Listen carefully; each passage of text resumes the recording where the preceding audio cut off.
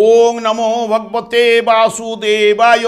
আজকের বিষয়টি গুরুত্বপূর্ণ হতে চলেছে। রাহু এবং কেতু সঞ্চার করতে চলেছে, অর্থাৎ একটা রাশি থেকে আরেকটা রাশিতে গমন করতে চলেছে 18ই মে।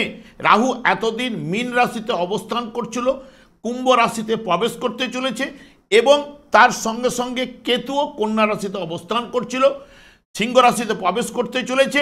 তাই মীন রাশি বা মীন লগ্নের জাতক জাতিকারা আপনারা কিরূপ ফল পেতে চলেছেন তা আমি বিস্তারিতভাবে আলোচনা করব।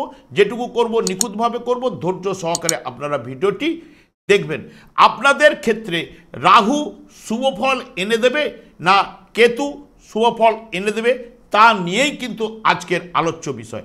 রাহু ও কেতু সব সময়ের জন্য বক্রতার মাধ্যমে কিন্তু গমন করে এবং রাহু এবং কেতু এক একটি রাশিতে 1.5 বৎসর অর্থাৎ 18 মাস অবস্থান করে এবং রাহু কেতু ছায়া গ্রহ হলেও দেখবেন এই রাহু কেতুর ফলদান করার ক্ষমতা কিন্তু রয়েছে। রাহুর মধ্যে যেরকম ভোগ, লোভ, লালসা রয়েছে, এরা ব্যাঘাত কিন্তু সহ্য করে না, তোমার যাই হোক না কেন। এবং রাহু নির্দেশ করে রূপ, রস, গন্ধ, স্পর্শ, শব্দ, প্রত্যক্ষ অনুভূতি। এবং শনি যেখানে এনে দেয় একনিষ্ঠতা, কেতু সেখানে সম্পূর্ণ এনে দেয় বিরতি। স্ত্রী ও পুত্রের স্থানে শনির প্রভাবে যেখানে এনে দেয় এক স্ত্রী ও পুত্র, কেতুর প্রভাবে সেখানে এনে দেয় স্ত্রী পুত্রের অভাব এবং কেতুর মধ্যে প্রকাশের অভাব, বাধা, বিঘ্ন, পঙ্গুত্ব ইত্যাদি ইত্যাদি কিন্তু নিয়ে আসে। আমার প্রিয় দর্শক বন্ধুকে আমার আন্তরিক অভিনন্দন, শুভেচ্ছা ও ভালোবাসা জানাই। আমি আশা করি অনাদির আদি গোবিন্দের অশেষ করুণায় আপনারা সকলেই কুশলে আছেন। আমি আচার্য কমল শাস্ত্রী এই চ্যানেলে বুধবার এবং শুক্রবার সন্ধ্যা 8:30 লাইভ অনুষ্ঠান নিয়ে উপস্থিত হই। ঠিক ওই সময় আমাকে ফোন করলে আপনারা নিজেদের ভাগ্য বিষয়ে জানতে পারবেন। তাছাড়া বিভিন্ন ধরনের ভিডিও আপলোড করে থাকি, সেগুলি পাওয়ার জন্য আমার চ্যানেলকে সাবস্ক্রাইব করে বেল আইকনে ক্লিক করে রাখুন। যখন আমি লাইভ অনুষ্ঠান বা যে কোনো ভিডিও আপলোড করলে আপনাদের নোটিফিকেশন পৌঁছে যাবে। এরপরেই আমি চলে আসছি। দেখুন, যেহেতু মীন রাশি বা মীন লগ্নের জাতক জাতিকাদের ক্ষেত্রে রাহু আপনাদের ঠিক দ্বাদশভাবে অবস্থান করতে চলেছে এবং কেতু আপনাদের রাশি বা লগ্ন সাপেক্ষে ষষ্ঠ স্থানে অবস্থান করতে চলেছে, যেটি আপনাদের ক্ষেত্রে বর্তমানে শেষনাগ কালসর্প যোগ আরম্ভ হচ্ছে। কিন্তু এখানে যেহেতু রাহু দ্বাদশভাবে অবস্থান করার সঙ্গে সঙ্গে রাহুর 3টে দৃষ্টিও রয়েছে। রাহু এখানে বর্তমানে রিপ্রেজেন্ট করছে কিন্তু শনিকে, অর্থাৎ শনিদেবের ঘরে বসে রয়েছে। শনিদেব এখানে যেহেতু আপনাদের রাশি বা লগ্ন সাপেক্ষে একাদশ ভাবের নির্দেশক এবং দ্বাদশ ভাব, রাহুর দৃষ্টি কিন্তু দ্বাদশ ভাবে অর্থাৎ আপনাদের রাশি ভাবের উপরে থাকছে, তার সঙ্গে সঙ্গে চতুর্থ ভাবের উপরে আপনাদের থাকছে এবং অষ্টম ভাবের উপরে রাহুর 3টে দৃষ্টি রয়েছে। তার মাধ্যমে আপনারা কিরূপ ফল পেতে চলেছেন? সাধারণত রাহু গোচরে দ্বাদশভাবে সেই মতো শুভ ফল কিন্তু আনতে পারে না গোচর চলাকালীন। কিন্তু যেহেতু রাহু এখানে অবস্থান করায় একাদশ ভাবের নির্দেশক হওয়া, যেটা দ্বাদশ ভাবের দ্বাদশ ভাব, সেই কারণে কিছুটা হলেও শুভ ফল আপনাদের কিন্তু আনবে। তবে মাথায় রাখতে হবে যে যেহেতু রাহু শনিদেবকে রিপ্রেজেন্ট করায়, যদি জন্মকালীন শনিদেব আপনাদের ক্ষেত্রে তুঙ্গস্থ অবস্থায় বা শুভ জায়গায় যদি অবস্থান করে থাকে, তাহলে রাহু দ্বাদশে অতি শুভ ফল কিন্তু এনে দেওয়ার ক্ষমতা কিন্তু রাখেই এবং বিশেষ করে কাজকর্মের উন্নতি, ব্যবসায় লাভ, শুভ যোগ সৃষ্টি করবে, দূরযাত্রা বা ভ্রমণের যোগ আনবে, শত্রুহানি, দায় দায়িত্ব বৃদ্ধি এবং আর্থিক উন্নতি এবং শুভ জায়গাগুলো কিন্তু আনার জায়গা করবে।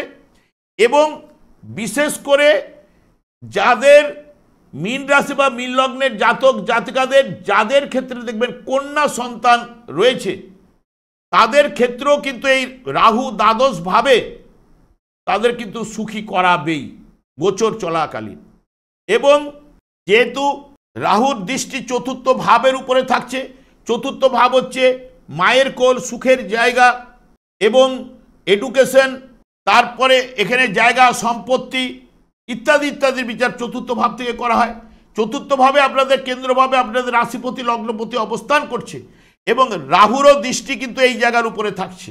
সেই কারণে যদি জন্মকালীন শুভ থাকলে তাহলে শুভ ফল কিছুটা আনতে পারে, না হলে এই যে রাহু এবং বৃহস্পতির দৃষ্টি বিনিময় যোগে আপনাদের রাশিপতির সঙ্গে বা লগ্নপতির সঙ্গে রাহু চণ্ডালকারক গ্রহ, তাহলে বৃহস্পতিকে একটা দমাবার জায়গা রাখবে, সেই কারণে গুরুচণ্ডাল দোষ সৃষ্টি হবে। তার ক্ষেত্রে অনেক সময় বাধা বিপত্তি আনবেই, কারণ তখন কিন্তু বৃহস্পতি দুর্বল হলে আপনাদের রাশিভাব বা লগ্নভাব এবং কর্মভাব এই দুটো ভাব কিন্তু দুর্বল ফল পাওয়া যাবে, এটা কিন্তু মাথায় রাখবেন। এবং কর্মের উন্নতির জায়গাগুলোতে তখন ব্যাঘাত ঘটাবার জায়গা কিন্তু দিতে পারে যদি রাহুর দ্বারা বৃহস্পতি পীড়িত হলে এবং অশুভ সৃষ্টি করলে। তখন মানে কাজকর্ম জায়গায় বাধা বিঘ্ন, এবং এখানে যেহেতু রাহু এই জায়গায় দ্বাদশভাবে বসার জন্য পায়ের তলা, হাঁটু এইগুলোতে নানা রকম রোগের সমস্যা আনতে পারে। অনেক সময় ফৌজদারি মামলায় জড়িয়ে দেয়, অনেক ক্ষেত্রে যেহেতু সংসার বা পরিবারের জায়গা থেকে আলাদাও কিন্তু করে দিতে পারে, এবং চোখের সমস্যা এবং দণ্ডভোগ ইত্যাদি ইত্যাদি কিন্তু করাবার জায়গাটা কিন্তু এনে দিতে পারে। চতুর্থ ভাব যেহেতু সুখের জায়গা হানি আনা, অষ্টম ভাব ও প্রত্যাশিত অর্থ বলুন, বাধা বিপত্তি বলুন, অপারেশন বলুন, এখানে মৃত ব্যক্তির সম্পত্তি বলুন, যদি শুভ থাকলে কিছুটা হলেও শুভ ফল আনার জায়গাটা কিন্তু করবে। না হলে কিন্তু বৃহস্পতি এবং রাহুর যে সংযোগে, এখানে বৃহস্পতি কিন্তু 1 বছর অবস্থান করতে চলেছে। বৃহস্পতিও বর্তমানে এখানে ঠিক 14ই জুন থেকে, এখন বর্তমানে মঙ্গলের নক্ষত্র রয়েছে, মঙ্গলের সঙ্গে রাহুর দৃষ্টি বিনিময় বা রাহুরও দৃষ্টি, মঙ্গলের দৃষ্টি রাহুর উপরে পড়া, এবং তারপরেই যখনই জুন মাসের প্রবেশ করবে রাহুর নক্ষত্রে, আদ্রা নক্ষত্রে, এবং রাহু ও বৃহস্পতি নক্ষত্রে থাকায় এই যে যোগ সৃষ্টি করবে, সেই ক্ষেত্রেও কিন্তু কিছুটা যদি বৃহস্পতিকে দুর্বল করে দিলে অশুভ ফল কিন্তু আনার জায়গাটা কিন্তু করবে। তবে রাহু দ্বাদশভাবে সাধারণত কাজকর্মে বাধা বিঘ্ন সূচিত করে এবং কিছু না কিছু সমস্যা সৃষ্টি করে থাকে, কারণ যেহেতু আপনাদের রাশিভাবেই দৃষ্টি রাখছে আপনাদের রাহু, সেই কারণে কিছু না কিছু রাহুর দ্বারা আপনাদের যদি যাদের কন্যা সন্তান রয়েছে তারা সুখী হতে করাবেই একটা ব্যাপার থাকে। আর যাদের ক্ষেত্রে দেখবেন জন্মকালীন শনিদেব যেহেতু শনির ঘরে অবস্থান করছে, জন্মকালীন যাদের শনি তুঙ্গস্থ রয়েছে এবং শুভ জায়গায় অবস্থান করছে, তাদের ক্ষেত্রে কিন্তু শুভ ফল পাওয়ার জায়গা এই জায়গা থেকে পাওয়ার সম্ভাবনাটা আনতে পারে। তবে রাহুর মধ্যে লোভ লালসা এইগুলো থাকার জন্য, অষ্টম ভাবের উপর দৃষ্টি থাকার জন্য এবং মঙ্গলের সঙ্গে যেহেতু যোগ সৃষ্টি করছে, হঠাৎ লাভ বা এইগুলো থেকে সংযোগ ঘটাতে পারে। কারণ আপনাদের ঠিক মঙ্গল পঞ্চমভাবে অবস্থান করছে, আপনাদের ক্ষেত্রে শুভকারক গ্রহ, হয়তো বেশি দিন থাকবে না, 6 পর্যন্ত, এবং যোগটা থাকছে। তারপরেও কিন্তু জুলাই মাস পর্যন্ত রাহুর সঙ্গে মঙ্গলের সংযোগ থাকছে। এইগুলো কিন্তু নানান দিক দিয়ে কিন্তু বাধা বিপত্তি আনতেই পারে, কারণ মঙ্গল রাহু সাধারণত দুজনে যদি জন্মকালীন শুভ না থাকলে সমস্যার সৃষ্টি করতে পারে। এরপরে আমি চলে আসছি আপনাদের রাশি বা লগ্ন সাপেক্ষে কিন্তু ষষ্ঠভাবে কেতু। ষষ্ঠভাবে সাধারণত কেতু শুভ ফল কিন্তু আনে, কারণ গোচরে যেহেতু এটা উপচয় স্থান, উপচয় স্থানে সচরাচর কিন্তু ধনী কিন্তু করায়, জাতককে সহসা কোনো অসুখ কিন্তু এনে দেয় না। তবে ষষ্ঠভাবে সাধারণত বিত্তশালী, দৃঢ়চেতা, উদার মানসিকতা এবং জীবনের সফলতার চূড়ায় কিন্তু আরোহণ করায়। কাদের ক্ষেত্রে করাবে? যাদের ক্ষেত্রে জন্মকালীন যদি বৃহস্পতি শুভ থাকে বা জন্মকালীন রবি ও মঙ্গল যদি শুভ থাকলে কেতু কিন্তু শুভ ফল কিন্তু প্রদান করে থাকে।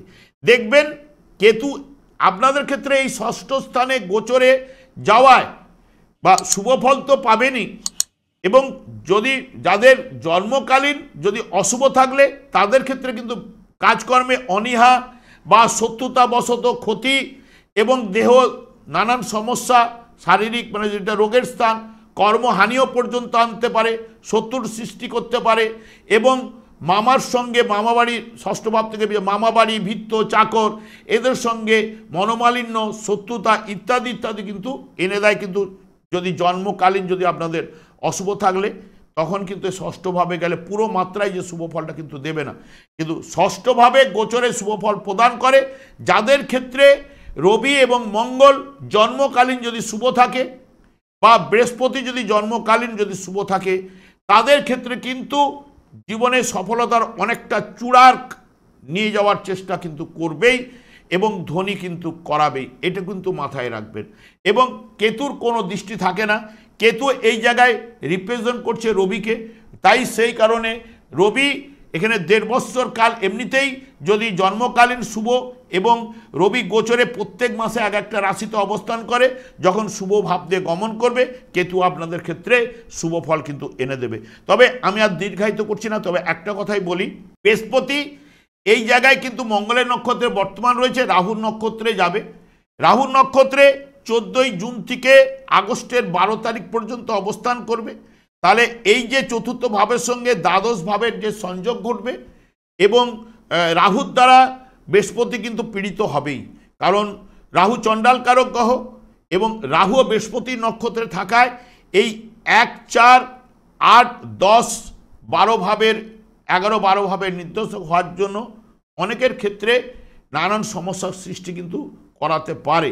সেই কারণে আপনারা যদি মনে করেন যারা অসুবিধে পড়বেন, কারণ এখানে বৃহস্পতি যাদের জন্মকালীন শুভ থাকলেও এই জায়গায় গোচরে প্রবেশ করলেও আপনাদের চতুর্থভাবে কেতু যদি শুভ থাকলে রাহুর অপোজিট অ্যাঙ্গেল, কারণ এরা সমসপ্তমে থাকে, কেতু আপনাকে সাপোর্ট দিয়ে চলে যাবে, এইটুকু আপনাদের বলতে পারি। বা রবি এবং মঙ্গল যদি জন্মকালীন শুভ থাকলে রাহুর অশুভ প্রভাব, এরা কেতু কিন্তু অপোজিট অ্যাঙ্গেল থেকে কিছুটা হলেও শুভ ফল এনে দেওয়ার চেষ্টা করবে। তাহলে আপনাদের ক্ষেত্রে কেতু শুভ ফল অতি অবশ্যই রাহুর থেকে অনেকটাই প্রভাব সৃষ্টি করাবেই, এইটুকু আপনাদের বলতে পারি। যারা অশুভ ফল পাবেন বা যাদের বাধা বিঘ্ন উপস্থিত হবে, কারণ এটা এই মুহূর্তে কিন্তু আপনাদের ক্ষেত্রে হয়তো গ্রহগুলো বেরোবে, কিন্তু বেরোবার আগে এই মুহূর্তকালীন যখনই আরম্ভ হচ্ছে, শেষ না কালসর্প যোগ দিয়ে কিন্তু রাহু কেতু কিন্তু এই গোচর আরম্ভ করতে চলেছে। সেই কারণে আমি একটা কথাই বলবো, যারা বিশেষ করে আমাদের দেখবেন কালো তিল এবং লাল তিল, দুটো তিল আমরা পেয়ে থাকি। লাল তিলটাকে তুললে দেখবেন সাদা বেরোয়, তাই ওকে লাল তিলটাকে সাদা তিলও বলে। এই কালো তিল লাল তিল একসঙ্গে মিশ্রিত করে প্রবাহিত জলে দান করতে পারেন, বা যদি সামনাসামনি পুকুর থাকলে সেখানে দান করতে পারেন, এবং মন্দিরেও এই কালো তিল বা লাল তিল একসঙ্গে মিশ্রিত করে মন্দিরেও কিন্তু দান করতে পারেন। নিজেদের মনস্কামনা করে দান করুন, আপনাদের এই রাহু কেতুর অশুভ প্রভাব থেকে অনেকটাই কিন্তু আপনারা বেরিয়ে আসতে পারবেন, এইটুকু আপনাদের বলতে পারি। আমি আর দীর্ঘায়িত করছি না। আমি আচার্য কমল শাস্ত্রী, প্রত্যেক বুধবার এবং শুক্রবার সন্ধ্যা 8:30 এই চ্যানেল লাইভ অনুষ্ঠান নিয়ে উপস্থিত হই। ঠিক ওই সময় আমাকে ফোন করলে আপনারা নিজেদের ভাগ্য বিষয়ে জানতে পারবেন। তাছাড়া বিভিন্ন ধরনের ভিডিও আপলোড করে থাকি, সেগুলি পাওয়ার জন্য আমার চ্যানেলটিকে সাবস্ক্রাইব করে বেল আইকনে ক্লিক করে রাখুন। যখন আমি লাইভ অনুষ্ঠান নিয়ে উপস্থিত হব বা যে কোনো ভিডিও আপলোড করলে আপনাদের নোটিফিকেশন পৌঁছে যাবে। আমি অনাদির আদি গোবিন্দের কাছে প্রার্থনা করি আপনারা ভালো থাকুন, সুস্থ থাকুন, আনন্দে থাকুন। আজ এই পর্যন্ত, পরের ভিডিওতে দেখা হচ্ছে। নমস্কার।